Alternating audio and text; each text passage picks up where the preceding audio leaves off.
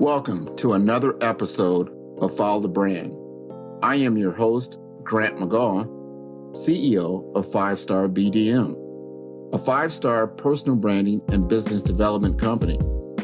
I want to take you on a journey that takes another deep dive into the world of personal branding and business development using compelling personal story, business conversations, and tips to improve your personal brand. By listening to the Follow the Brand podcast series, you will be able to differentiate yourself from the competition and allow you to build trust with prospective clients and employers. You never get a second chance to make a first impression.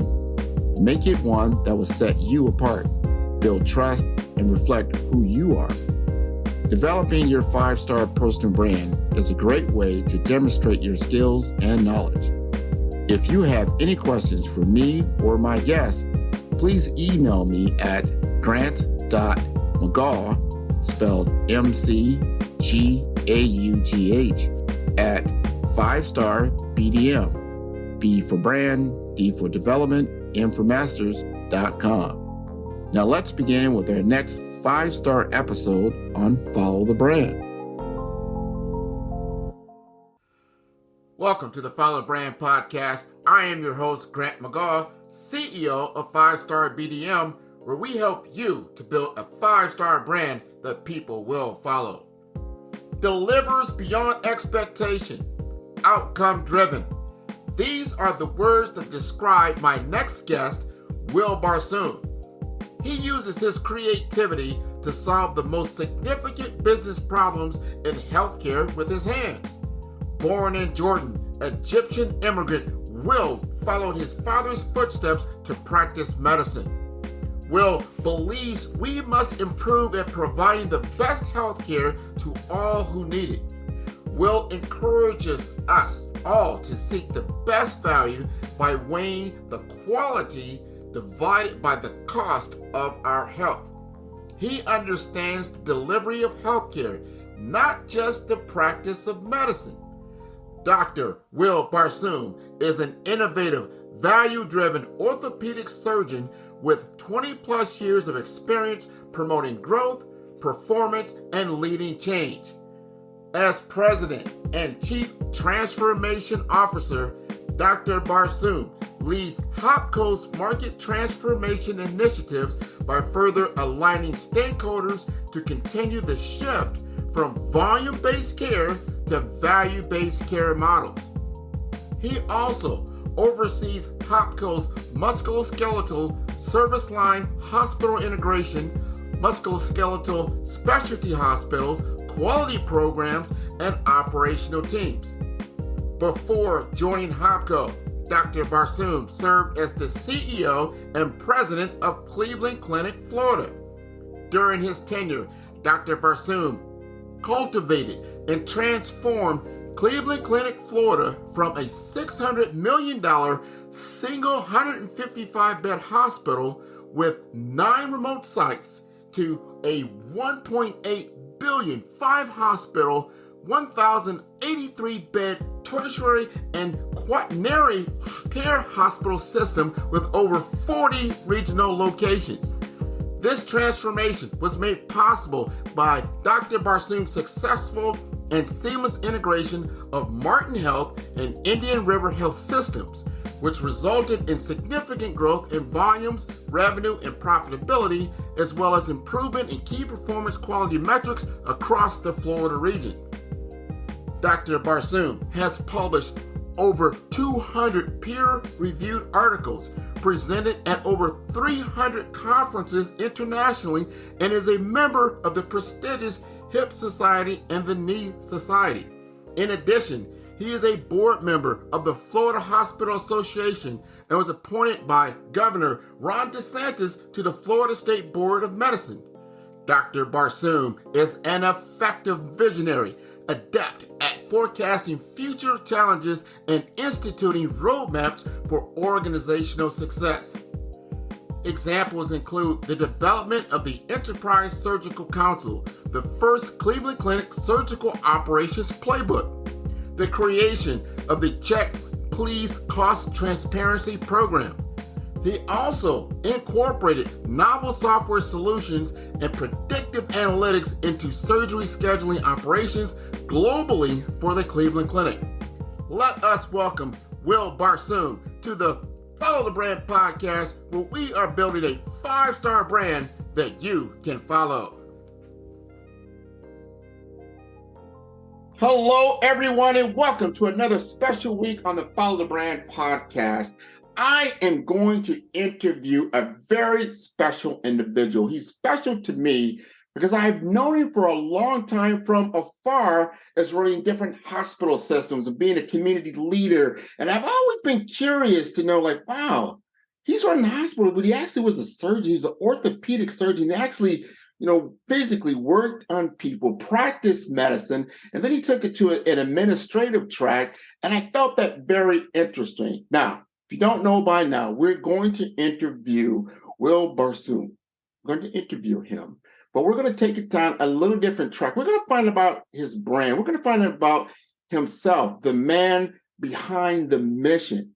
So with that said, Wael, would you like to introduce yourself? Thank you very much, Grant. Yeah, I'd love to. As you mentioned, I'm Wael Barsoum. I am an orthopedic surgeon. And I still actually practice. I still do hip and knee replacements. It's absolutely wonderful. It's an extraordinarily fulfilling job for me and something that I love doing. I'm happily married for 21 years this June. I have 3 beautiful daughters, a 10-year-old, a 16, soon to be 17-year-old, and a 19-year-old who lives in New York City. She's in college there, studying acting for film and television. She's wonderful, coming home tomorrow for the holidays. Can't wait to see her. Today I work as the president and chief transformation officer for Healthcare Outcomes Performance Company, which is a musculoskeletal value-based kind of management company where we work with hospital systems, we work with insurers, and we work with practices to manage all aspects of musculoskeletal care in a community. Prior to that, I spent 25 years at the Cleveland Clinic, where I still operate today. First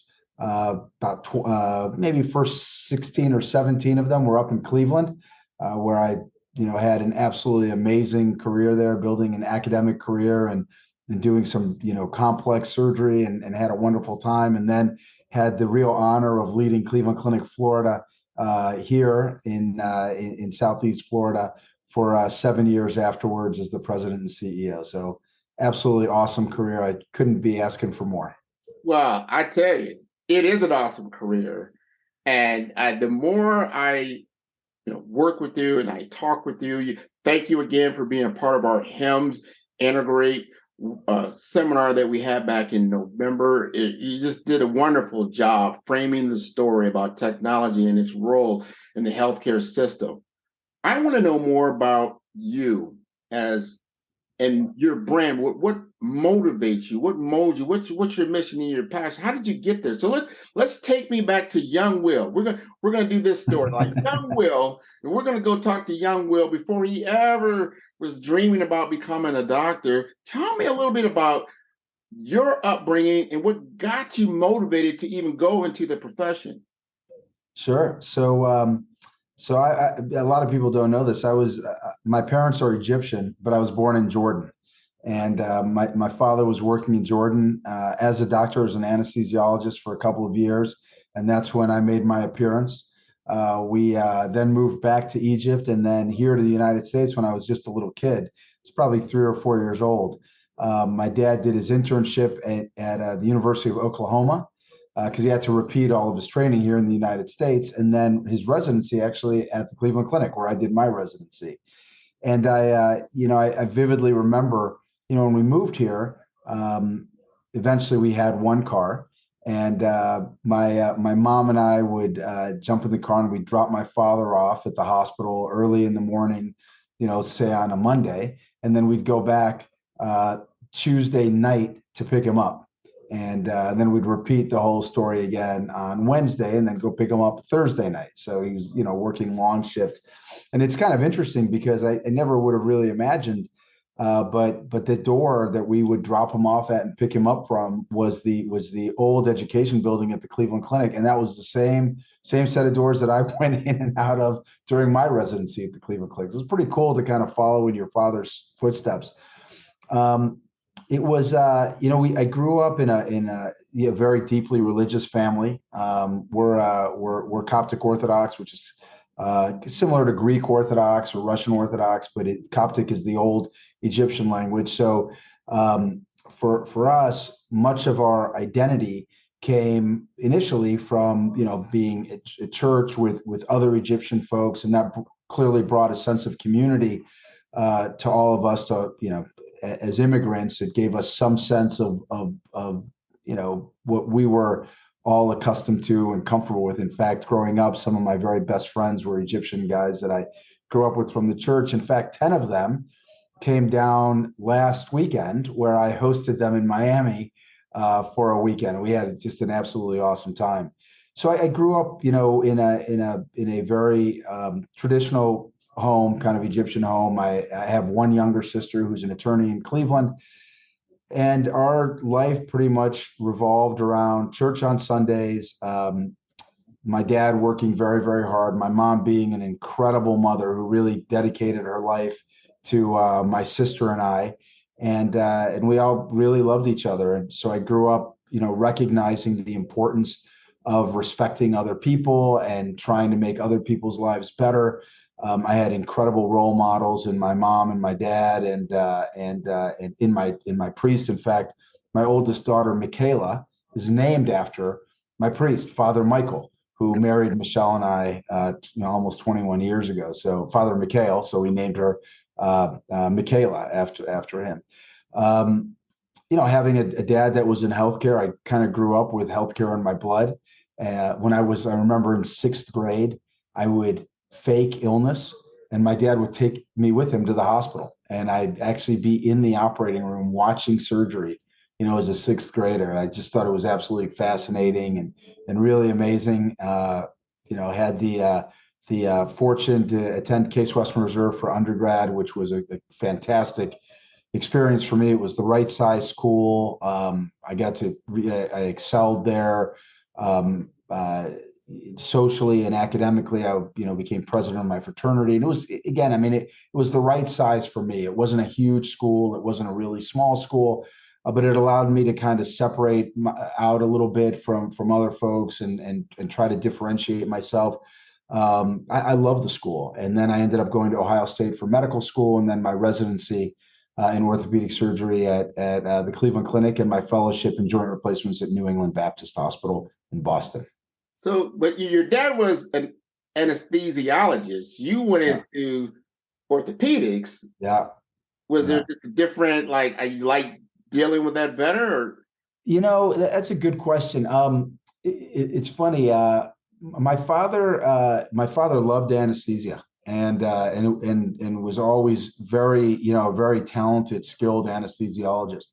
But I've always really loved working with my hands. Even in high school, I excelled in wood shop, and when I graduated, we had all these graduation awards, and one of the awards was the Derby Award for wood shop, and I won that award. So it was something that I always enjoyed, kind of the creativity and doing things with your hands, and that's, I think, one of the reasons why I went into hip and knee replacement was, when we're redoing hip and knee replacements, there's not like a playbook for how you necessarily take implants out and rebuild missing bone. There's a lot of principles that we follow, but it allows for a tremendous amount of creativity.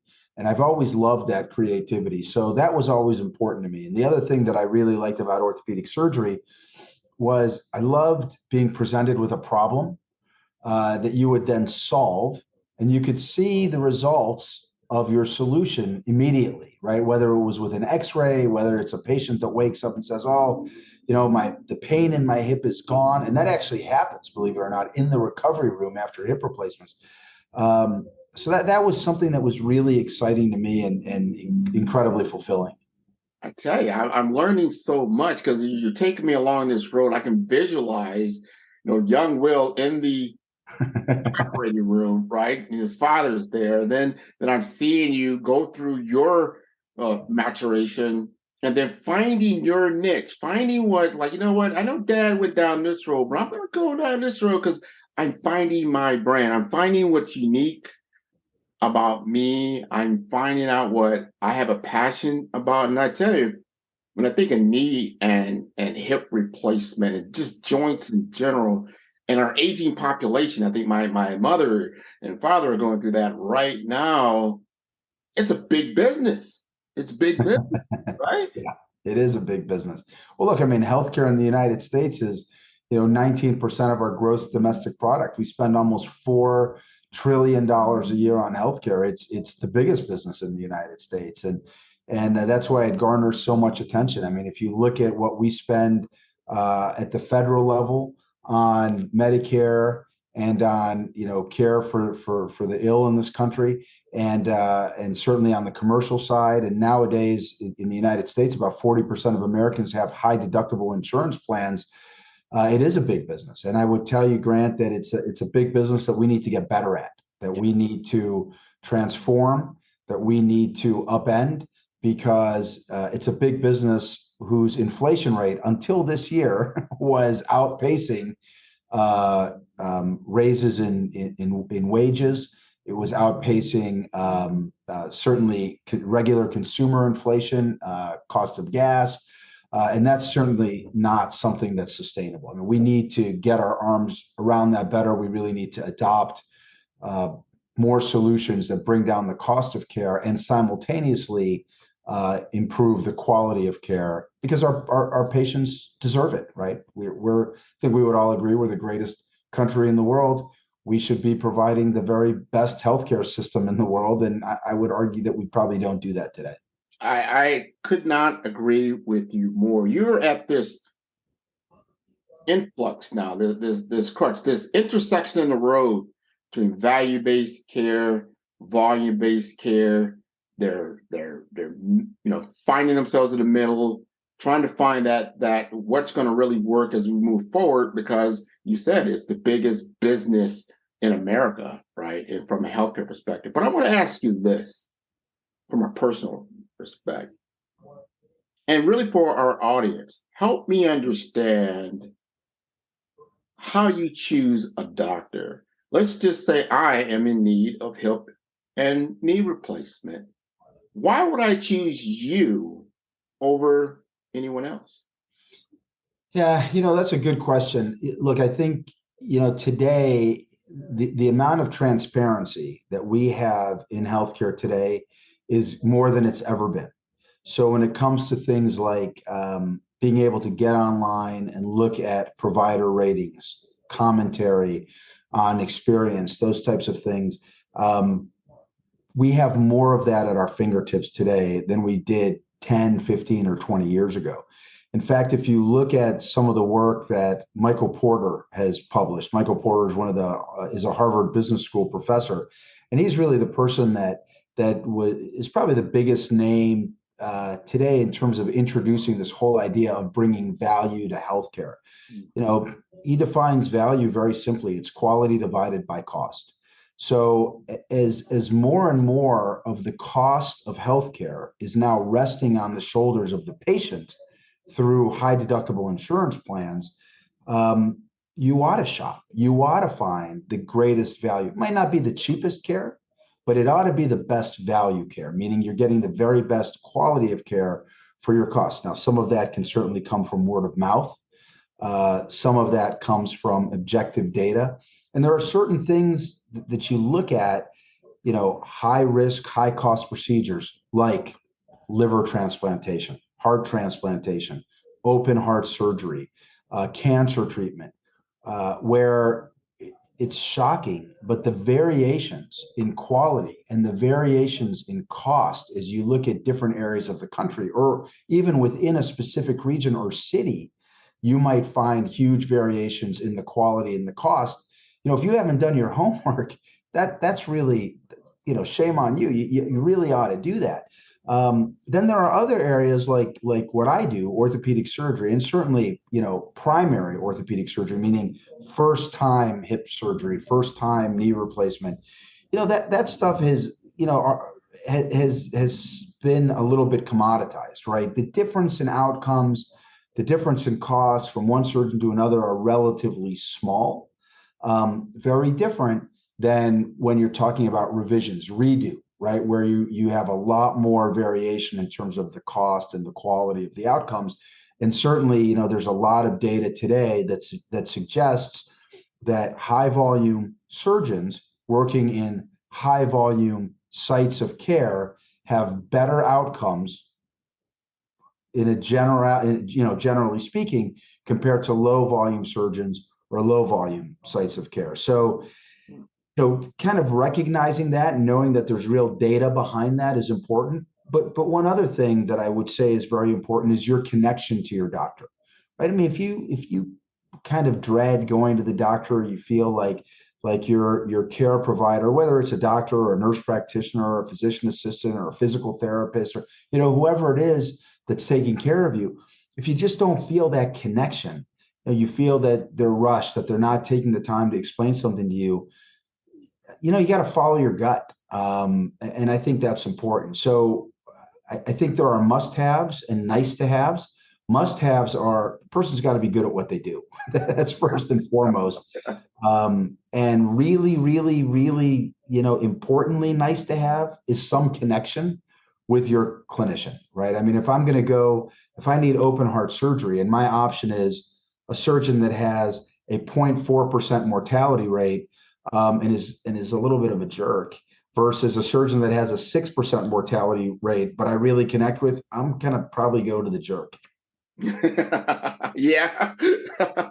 You did the data, you did the research, which, like you said earlier, you did that transparency. Now, like, we encourage the audience, everyone, you're right, you can now look up and see how people are performing. Like, you wouldn't want to take your vehicle to a mechanic that has high cost and low outcomes as far as what your car is going to be able to operate like, and you still have to pay them. By the way, you still got to pay them. Yeah, someone that is doing a very good job and has great reputation, great scores, and but only way you're going to know that, you have to do the research, right? Yeah, no, that's exactly right. I mean, look, if you're driving, in a nice car, you're not going to take it to, somebody that you're not going to take it to an all-tune, right? Where they work on every car out there and, kind of a jack of all trades, but a master of none. You want somebody that's going to make the effort and make sure that your dollars are well spent. That's simple. Question. You get one body. I don't want to take my body to the cheapest guy out there. Yeah, that's right. Low bidder, gets all the work. Like, Yeah. No, I think that's right. Or you get those revisions, as you talked about. You think you got a good deal, and then you're going back and you're going back and you're going back because you're not getting the correct service. Let me change the conversation just a little bit, because you worked with Cleveland Clinic 25 years, 17 in Cleveland, Ohio, 8, I believe, down here in South Florida. Then you made an abrupt shift. Why did you do that? Yeah, so the first thing I'll tell you is the shift wasn't probably as abrupt as you might think. So when I first started up in Cleveland, and I think this is probably a good learning point for any big organization, I was there for about 2 or 3 years before Toby Cosgrove became the CEO. And Toby was a very well known, very high volume, high demand cardiac surgeon, and he was a pioneer in much of the work that he had done. And he was selected to become the CEO of the Cleveland Clinic after a guy named Fred Loop. Fred Loop is another huge name in cardiac surgery. If you know anything about cardiac surgery, Fred Loop was the one that pioneered the use of the internal mammary arteries for coronary artery bypass surgery. So, I mean, it was a big step forward in terms of outcomes and survivorship in cardiac surgery. Toby Cosgrove was a pioneer in mitral valve repair, and was clearly the most high volume mitral valve surgeon probably in the world at the time.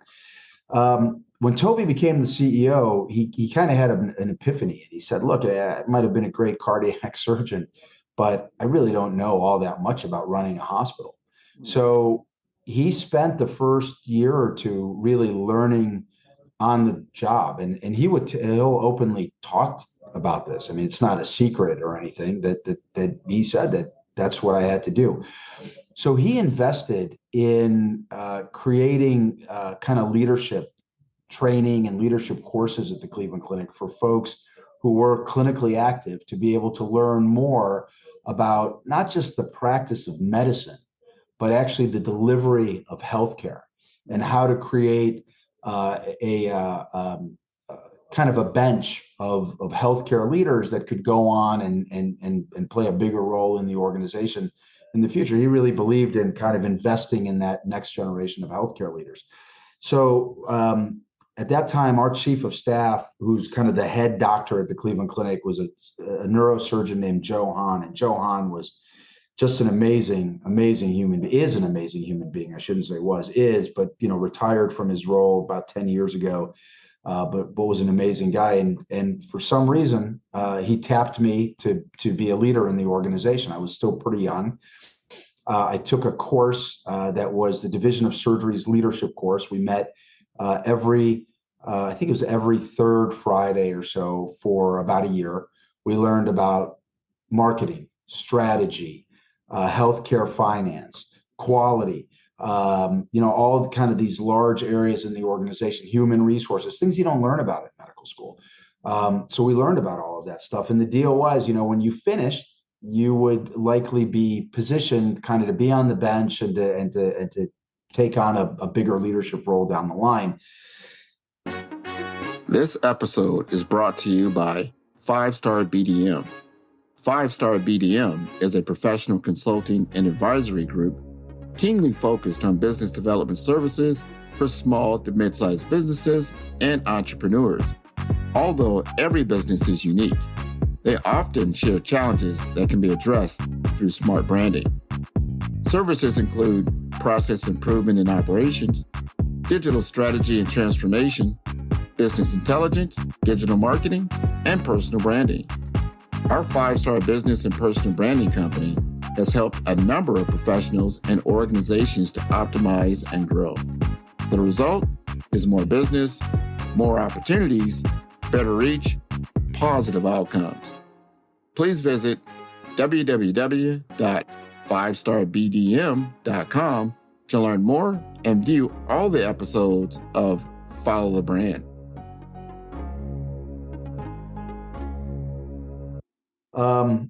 About 3 or 4 years into my practice, Joe Ionati, who was the chairman of orthopedic surgery and in Cleveland, and now like a big brother to me, appointed me as his vice chairman for operations. So I got to take some of those skills that I learned and apply them in operations. So we worked on things like, how do we reduce length of stay for joint replacements? How do we do a better job of predicting what patient is going to have a better outcome with joint replacement?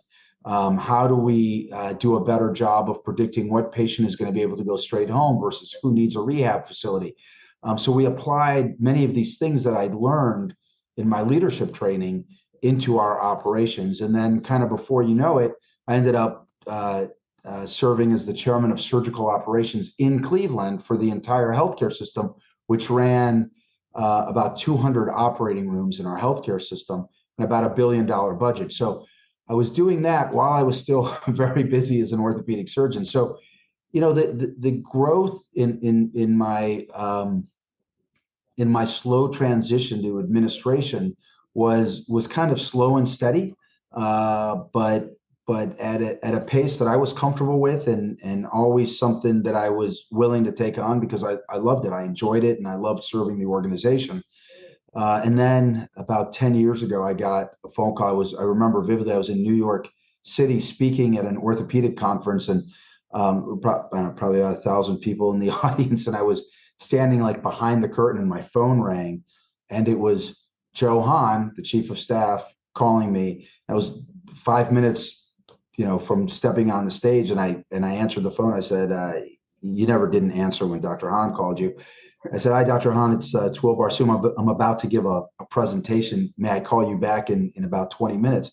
And he said, yes, but before you get on there, let me just tell you, I'm calling you because we want you to be the CEO of Cleveland Clinic, Florida. I said, Oh, by the way. yeah.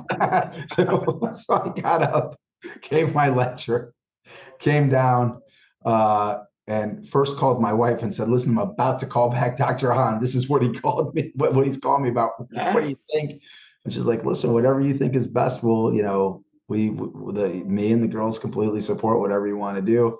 And then we came down to Florida. Have you ever been to Florida before for like some time? You've been down to Florida? I mean, I had, yeah. So my very first job, which was only for about a year and a half, was at the Cleveland Clinic in Naples when we had a Cleveland Clinic over in Naples. And that's when I went back to Cleveland.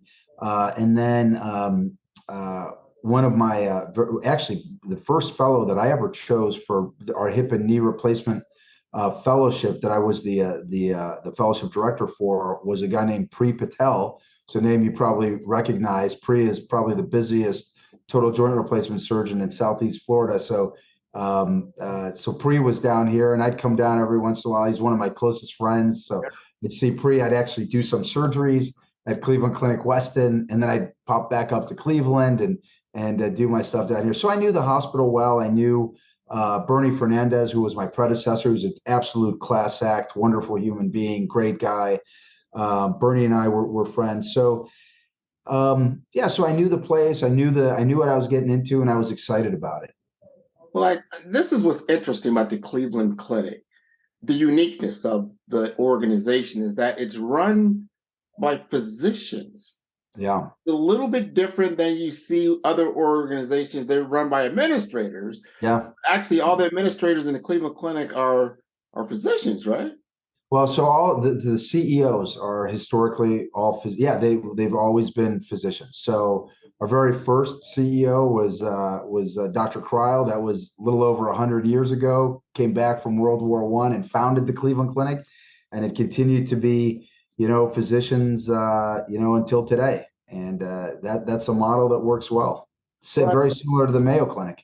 I want to pick your brain just a little bit here, because you were a physician, you were a doctor, you learned how to administrate, then you got into the business of healthcare. What is as you started seeing it from a different lens, not just from the provider lens, meaning the physician lens, and then the business lens, and then the payer lens, and then of course you've got to look at it from the patient perspective. What was one of the biggest epiphanies that you got out of those views?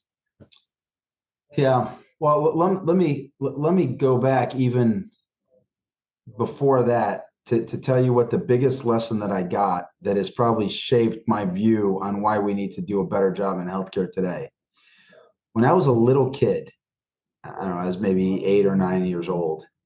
My mom caught me teasing another kid who was kind of a little overweight, and I wasn't being very nice to him.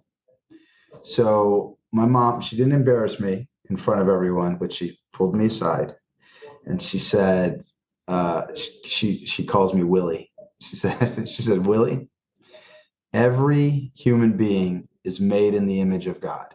You need to treat everybody the same way you would treat God. And you need to do your very best to help everybody around you. And, when I went into healthcare, that was part of the foundation which drove me into healthcare.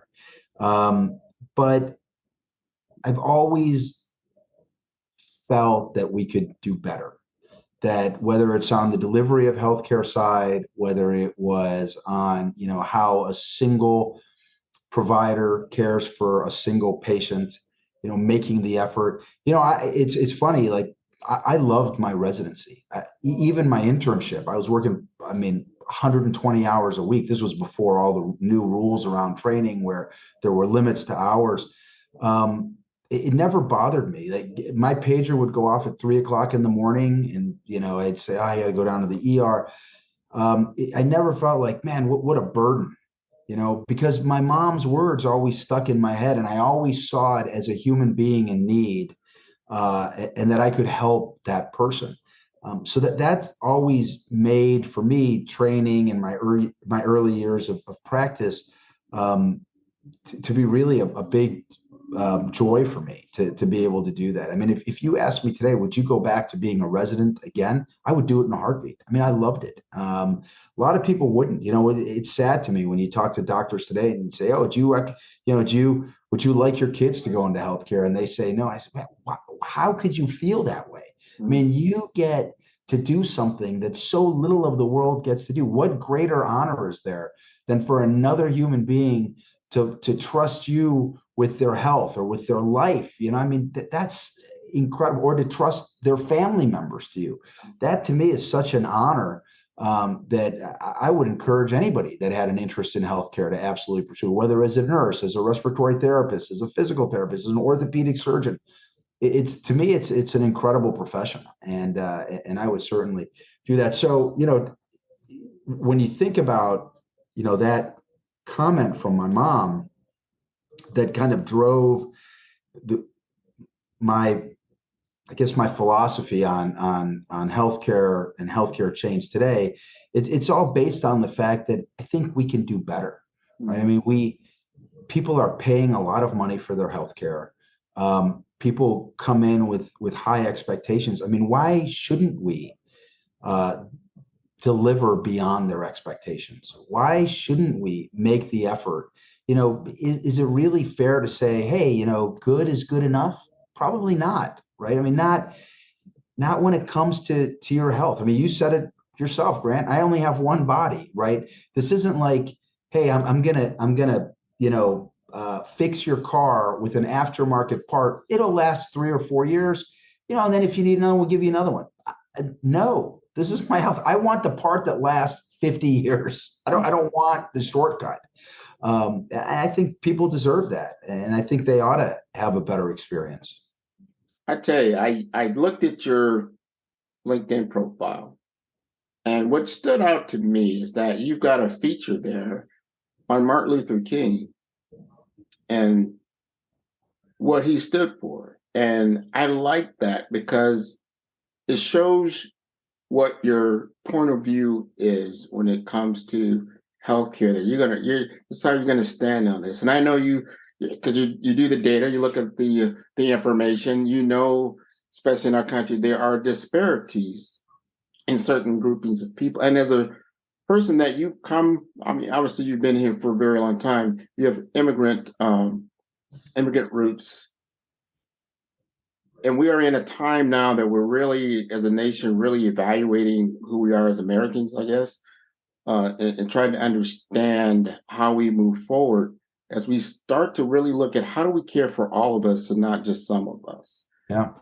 How do you feel about healthcare from a health equity standpoint? How do we get better in that respect? And just kind of frame that story of why you chose MLK as your platform. Yeah, no, I'd love to talk about that. So let me first tell you that I think that every person in this country, regardless of whether they're a citizen, regardless of their ability to pay, I think if you are in America, you are entitled to high quality healthcare that does not bankrupt you. Okay. I mean, that's just, to me, that seems to be like the most basic, fundamental thing that we ought to be able to give everyone in this country. And the whole idea of, well, you don't pay taxes, you're illegal. Is this not a human being? Right? I mean, I'll give you an interesting story. I was speaking at a conference, and I asked the question, who here in the audience believes that healthcare is a fundamental right, regardless of whether you're a citizen or regardless of your ability to pay? And about 60% of the hands went up. meaning about 40% felt, no, it's not a fundamental right. Fair enough. I can't, that people's opinions are people's opinions. I said, okay, I want everybody to put your hands up for a moment.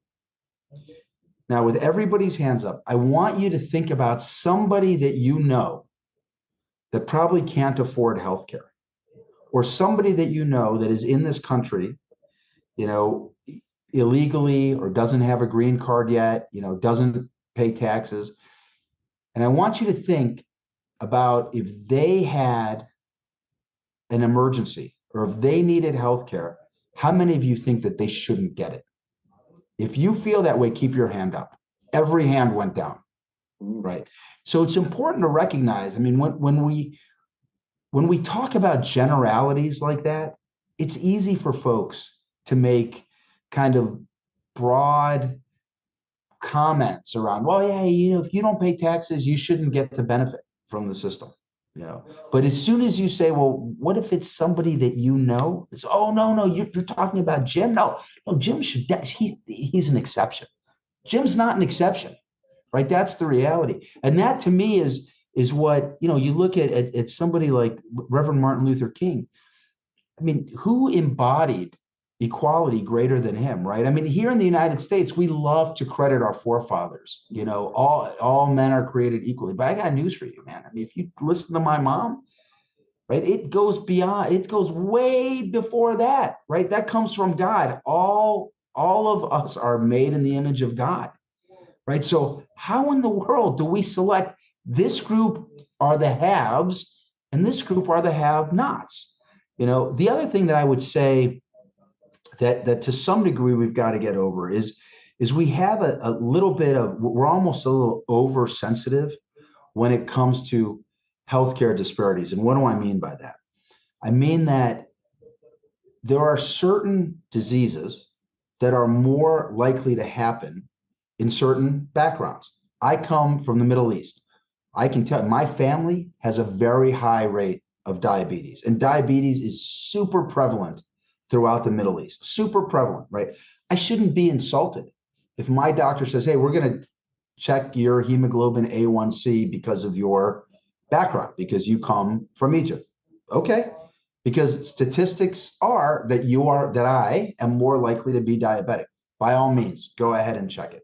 Or you should get a colonoscopy at an earlier age because this is, your background, your DNA, your you have a genetic predisposition to earlier colon cancer, right? Those are things that are just real, and we have to accept that. And I do think that today there's still a little bit of sensitivity on the healthcare provider side of trying to provide high quality care, but kind of doing it in a way that it's not insulting to folks. Listen, reality is reality, right? I mean, DNA is DNA. We've got to recognize that we're all equal, but we're all a little bit different, and that's okay, right? That's not something to shy away from. Candidly, I think it's something to celebrate. No, I totally agree with you. And I'm glad you had this discussion because it's good to hear these things, to have open dialogue, right? And to have just a good understanding of where people come from, have a good point of view, because you can't just pick up a resume, you can't just pick up some information on an article and actually understand who this person is, especially from a spiritual context, what this person is all about. So I got a lot from you just listening to you. I was like, yeah, you can work on my knees and hips anytime that I might need to, or refer you to someone. And I just can't believe that you're still practicing. Like you'll put on the gown and go in there and do the work. So at HOPCo, what exactly is what is your role? What are you doing there at HOPCo? Sure. So I'm the president of HOPCo. So my title is President and Chief Transformation Officer. So I oversee operations, value-based care, quality, our hospital partnerships, and our practice partnerships. And then my partner is the CEO of the company, who is, I would tell you, his name is David Jakovsky, and I would tell you he is hands down the most brilliant healthcare businessman I've ever met. He's also an orthopedic surgeon, Mayo Clinic, Hopkins trained, musculoskeletal oncologist, still works. So I report to David, and then David also has, finance and human resources and IT as well that report to him. So my job is again really revolves around our operations, our quality, our managed practices, and our hospital relationships. And to put things into perspective, we've been growing very quickly. I mean, when I joined the company 2 years ago, we had about 1,000 employees. Today we have 3,500. That's in 2 years. And by the way, 2 years of a pandemic, we grew like that, which is pretty amazing. We're now in 31 or 32 states. We have the largest musculoskeletal platforms now in Arizona, in Nevada, in Florida, in Pennsylvania, and we continue to grow, throughout the country. Well, I tell you, this has been a phenomenal interview, Will. Thank you. Will. It was just your mom calls you, right? So that Willie. I thank her for pulling you to the side when you were talking to that individual and you were making fun of them, and then you got what she said and you took it to heart, because that's such a beautiful way of looking at life, looking at people, and in what you do as you're solving problems, healthcare problems, when people are at their most vulnerable. And it's a beautiful thing to know that you're on the other side of that. That's been incredible. So if the audience would like to get in touch with you, what would be the best way? Probably email. My email is wkbarsoum@gmail.com. Happy to connect. Absolutely. Well, I'm happy to connect to your entire audience, so everybody can tune into all the episodes of Follow Brand at www.5starbdm, and that is B for brand, D for development, M for masters.com. This has been wonderful. I wish you the very, very best in 2023, and I look forward to seeing you again. Thank you so much, Grant. Thank you for having me. It was really a pleasure. You're welcome.